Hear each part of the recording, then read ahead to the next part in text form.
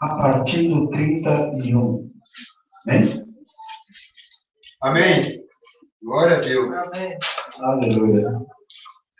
Mateus 25, a partir do 31, diz assim: Quando vier o Filho do Homem na sua majestade e todos os anjos com ele, então se assentará no trono da sua glória, e todas as nações serão reunidas em sua presença. Ele separará uns dos outros, como o pastor separa os cabritos das ovelhas, e porá as ovelhas à sua direita, mas os cabritos à esquerda. Então dirá o rei aos que estiverem à sua direita: Vinde, benditos de meu Pai, entrai na posse do reino que nos está preparado desde a fundação do mundo. Porque tive fome e me desse de comer, tive sede e me desse de beber, era forteiro e me hospedasse, estava nu e me vestisse, enfermo e me visitasse, Jesus fosse me ver. Então perguntarão os justos: Senhor, quando foi que te vimos com fome e te demos de comer, ou com sede e te demos de beber? E quando te vimos forasteiro e te hospedamos, ou nu te vestimos? Quando te vimos enfermos, ou Deus e fomos te visitar? O rei respondendo lhes dirá: em verdade vos afirmo, que sempre que o fizeste a um desses meus pequeninos irmãos, a mim o fizeste. Então o rei dirá também aos que estiverem à sua esquerda: apartai-vos de mim, malditos, para o fogo eterno preparado para o diabo e seus anjos, porque tive fome, não me deste de comer, tive sede, não me deste de beber.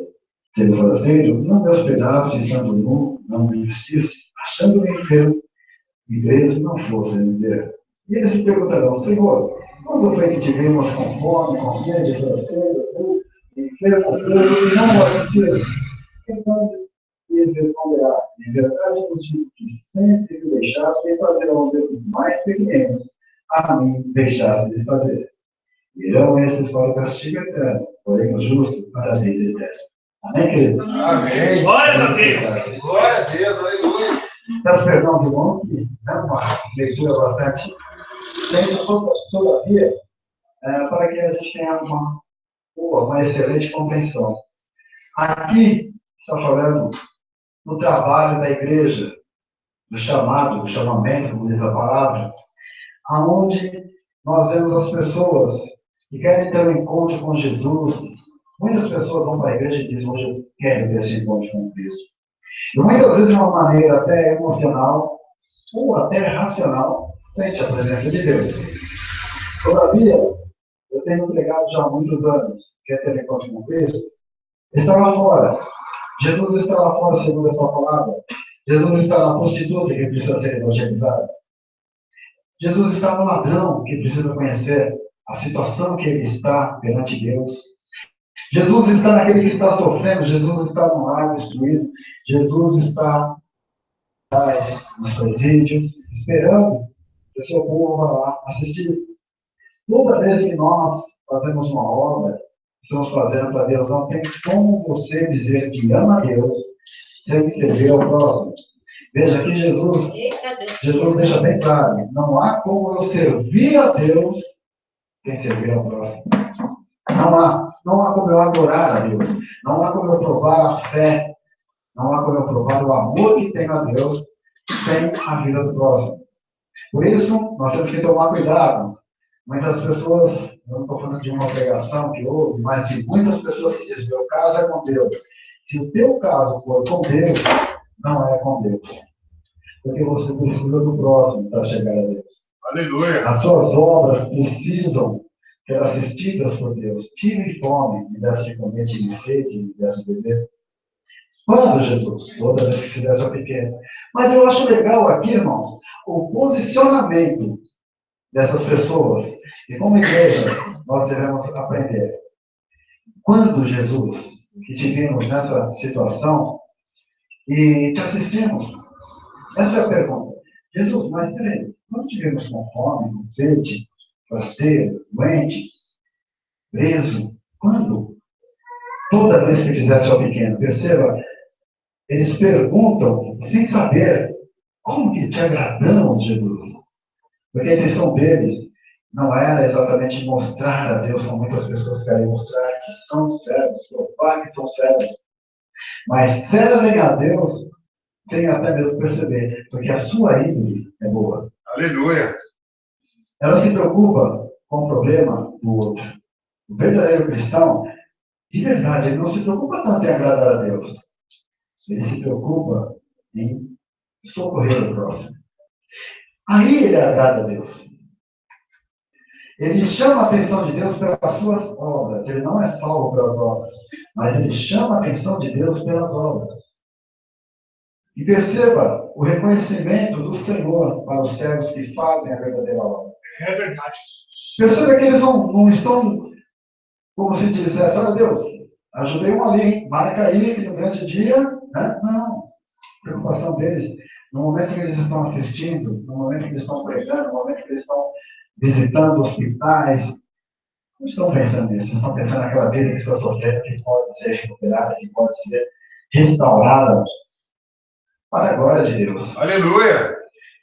No contraste daqueles religiosos que depois perguntam, peraí, Jesus, o ano que te vimos dessa forma e não te assistimos. São pessoas que não percebem a necessidade do próximo.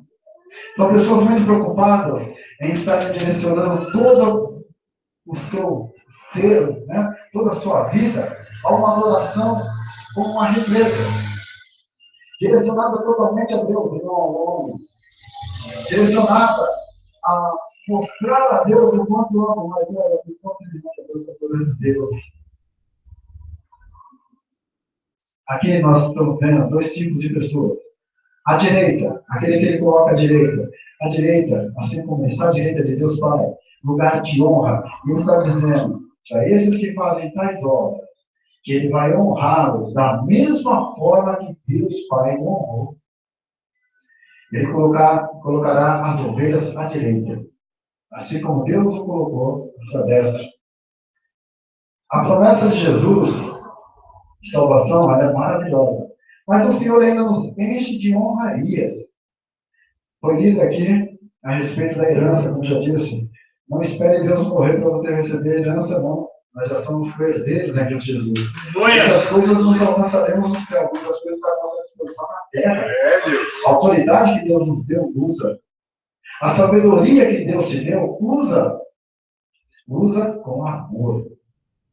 Amor causa atitude. Aqui está falando de atitudes. Perceba, irmãos, em nome de Jesus, não compreenda mal. Não estou dizendo que você não adora a Deus nessa noite, que você dá os seus pensamentos ao Senhor, que você está adorando a Deus. Não é nada disso. Mas entenda, a adoração a Deus vai muito além disso. Aleluia. Tive sede, me desse de beber. O que eu quero colocar para os irmãos, sei que são muito inteligentes, já entenderam. Mas o que eu quero colocar para os irmãos, que é lógico, nós vamos adorar, louvar o Senhor, orar a Deus, confiar no nosso Deus. Mas, ao mesmo tempo, o louvor a Deus é quando nós olhamos para alguém que está passando por algum tipo de dificuldade. E nós vamos assistir. Alguém que está passando por alguma tribulação, nós vamos ajudá-lo, nós vamos apoiá-lo. Isso é louvor a Deus. A atitude que nós temos com o próximo, com amor ao próximo, louva ao Senhor. Eu diria, muitas vezes, eu estou louvando, não vou falar de você, estou falando de mim, muitas vezes eu estou louvando aqui, adorando a Deus, muitas vezes eu estou louvando a Deus, porque somente isso é um problema que eu tenho. Como é o melhor louvor? É quando você abraça uma pessoa que está sem esperança e você coloca no coração dela a palavra de Deus que pode restaurar. Quando você traz uma palavra de ânimo para aquele que está depressivo, quando você ora para aquele que está cativo, Deus o liberta. Quando você ora e vê Deus operar os milagres. Quando você encontra um jovem que está com o coração cheio de ódio, e aí você começa a falar do amor de Cristo Jesus, logo essa vida vai estar diante do Senhor, uma igreja louvando, exaltando. Essas atitudes louvam a Deus. Aleluia! E é isso que o Senhor está nos chamando, para a grande obra de levar água, uma água espiritual também. Porque a palavra do Senhor diz que aquele que beber da água que Cristo der, nunca mais terá sede. Glória a Deus! Antes, tornar-se-á uma fonte a jorrar. E é a água da vida, conhecimento da palavra do Senhor. Fome, também, irmãos. Quando eu falo do alimento, pode estar falando também do alimento espiritual, nem só de pão viverá o homem, amém? Amém. Nem só de pão viverá o homem, mas de toda a palavra que procede da boca de Deus, disso viverá o homem. Nós podemos alimentar a alma de muitas pessoas com conhecimento. Também a autoridade que nos é dada, o Espírito do Senhor está sobre nós. A palavra do Senhor em Isaías 61 fala do Messias, fala, mas também no Novo Testamento diz que tudo ele conquistou na cruz do Calvário. E deu à igreja para que ele seja cabeça. Nós somos o corpo. Então, se impomos as mãos sobre os enfermos, eles ficaram curados, sobre o cativo, eles ficaram libertos. É isso, igreja. Nós precisamos olhar para a palavra de Deus e aprender. Eu vou contar uma pequena história para os irmãos, para que vocês compreendam melhor ainda essa pregação. É curtinha. 2 homens que trabalharam no campo, plantaram e cuidaram durante um bom tempo de uma plantação. E no devido tempo, já estava na hora da colheita, e colheram muito. Graças a Deus foi muito próximo daquela plantação. E então separaram, metade para cada um, e levaram para a sua casa. Um deles tinha família, e ele então começou a pensar, poxa, peraí, eu tenho família, meus filhos são fortes, minha esposa caminha comigo, me ajuda. Certamente, na minha velhice, eu posso contar com os meus filhos e a minha esposa. Eu não preciso de tanto assim. Já o meu amigo, ele não é casado, nunca casou, não tem filhos. Certamente ele vai precisar muito mais do que eu. E na madrugada, incomodado, não podia nem esperar de manhã. Na madrugada, então, ele carregou a carroça com metade de tudo que era dele, da plantação, e partiu para a casa do amigo. Quando, ao mesmo tempo, aquele amigo, incomodado, começou a pensar, poxa, eu nunca casei, eu não tenho filhos, certamente eu não preciso de tanta coisa. Já o meu amigo, não. Ele tem filhos, tem esposa para sustentar. Certamente ele vai precisar de muito mais alimento que eu.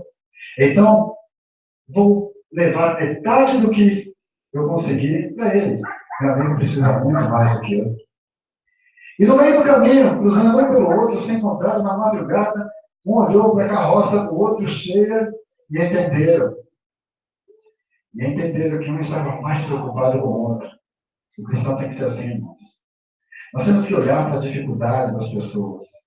Muitas pessoas olham para o que você tem, achando que o gramado do vizinho é sempre mais verde.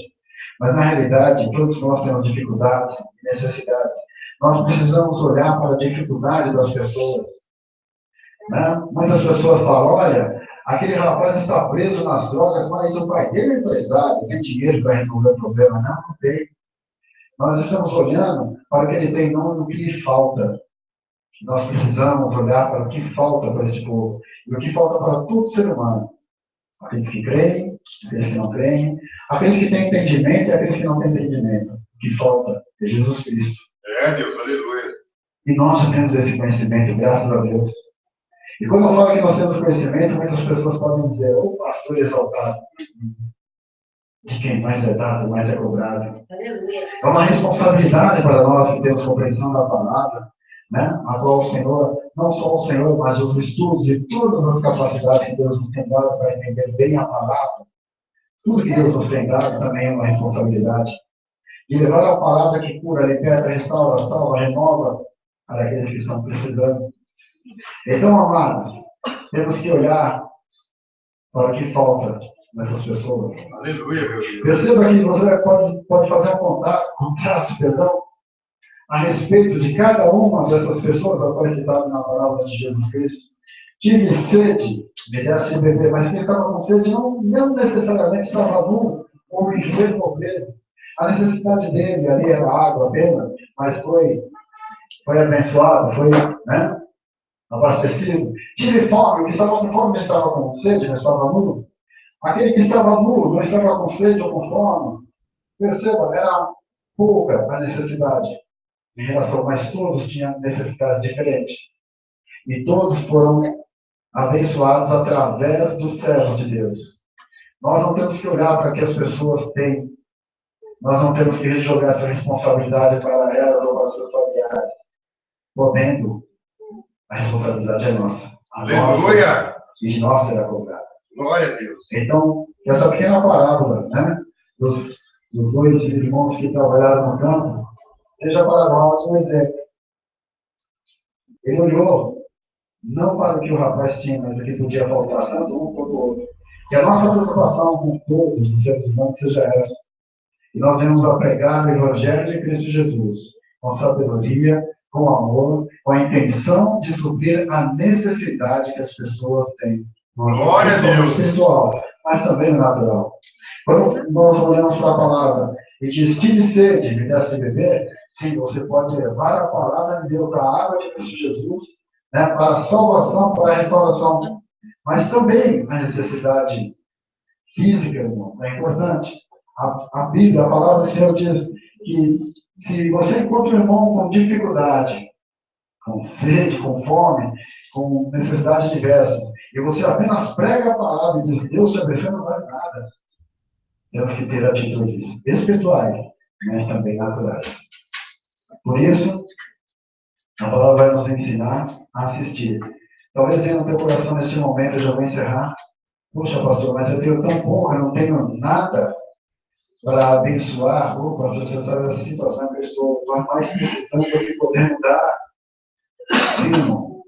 Mas se nós somos fiéis no povo, Deus nos colocará sobre nós. Aleluia! Deus não vai suprir, não vai colocar na minha vida um depósito de coisas para você receber. Você começa no pouco, começa até mesmo na sua dificuldade. Não estou trazendo dinheiro para a igreja, não, estou falando de assistência social. Começa na sua dificuldade a abençoar e você vai ver o que Deus vai fazer na tua vida. Santo Deus! Lembra do que eu preguei no desperdício? Se você está jogando fora, é porque está sobrando, então não tem necessidade de te abençoar mais. Mas se no pouco você é fiel a Deus, abençoando vidas, o Senhor que igual o céu contempla também sabe essa dificuldade, Ele vai aumentar a tua sementeira. Aleluia! Através dele, através de você, seja tributado de graças a Deus. Põe em prática.